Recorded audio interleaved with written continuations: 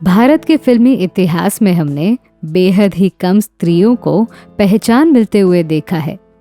कुछ महिलाएं थी जिन्होंने अपने खूबसूरती से यहाँ राज किया, तो किन्होंने अपने जबरदस्त अभिनय शैली से स्त्री विरोधी आवाजों को चुप कर दिया। पर यहाँ एक महिला ऐसी भी आई जिसे विद्रोही अभिनय शैली के लिए जाना गया और क्रांतिकारक गायिका तथा अभिनेत्री के रूप में वो आज भी चर्चा का विषय रही हैं। जी हाँ, मैं हूँ आपकी होस्ट अनामिका। स्वागत है आपका अपने channel biography and real life stories पर। दोस्तों, अभी तक तो आप समझ गए होंगे कि आज की कहानी मशहूर अभिनेत्री और गायिका शांता आप्टे पर है। दोस्तों, शांता आप्टे जी उस जमाने की हैं जब दुर्गा खोटे जैसी अभिनेत्रियों ने अपने कला का जौहर दिखाया था। हालांकि वो दोनों मराठी भाषिक हैं।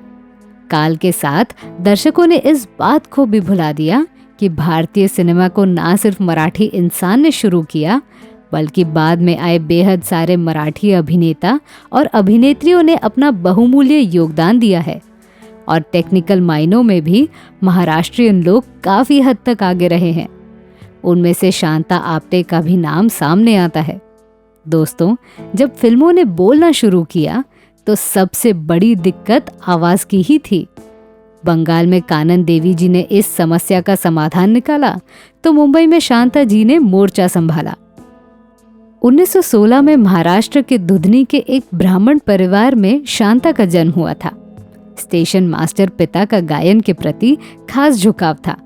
पंढरपुर के महाराष्ट्र संगीत विद्यालय में शांता ने संगीत की सरगम सीखी और छोटी सी उम्र में ही स्थानीय गणेश उत्सवों में भजन गाने लगी।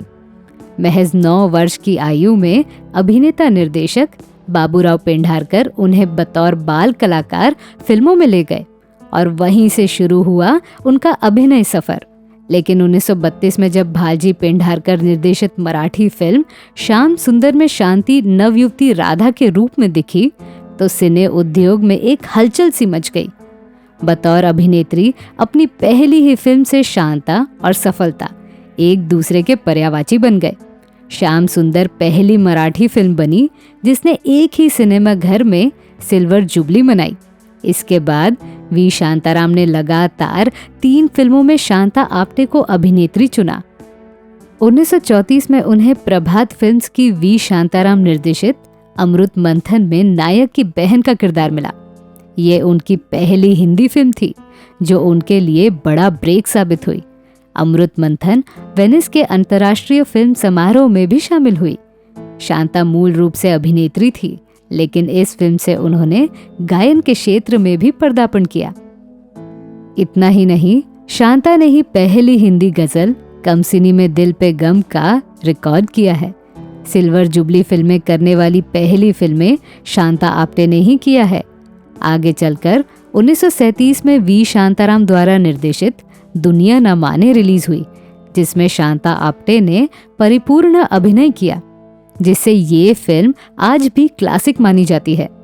उस जमाने के सामाजिक कुविधियों से प्रभावित होकर ये फिल्म बनाई गई थी।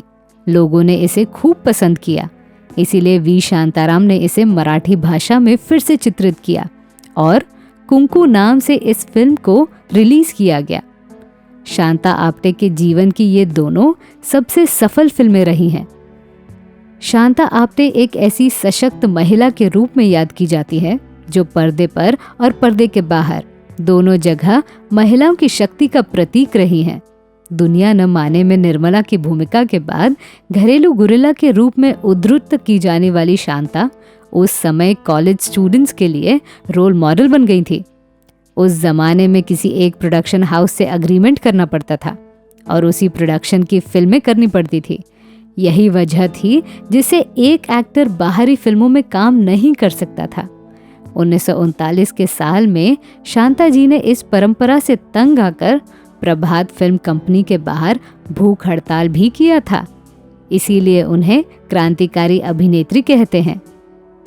तो ऐसी थी हमारी अपनी शांता आप्टे।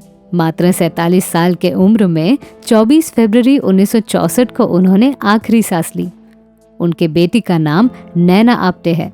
सबसे रोचक बात यह भी है कि फिल्म जगत में सबको लगता था कि वो अविवाहित हैं, पर उनके मृत्यु के 10 साल के बाद बेटी नैना आप्टे ने इस राज को उजागर किया था।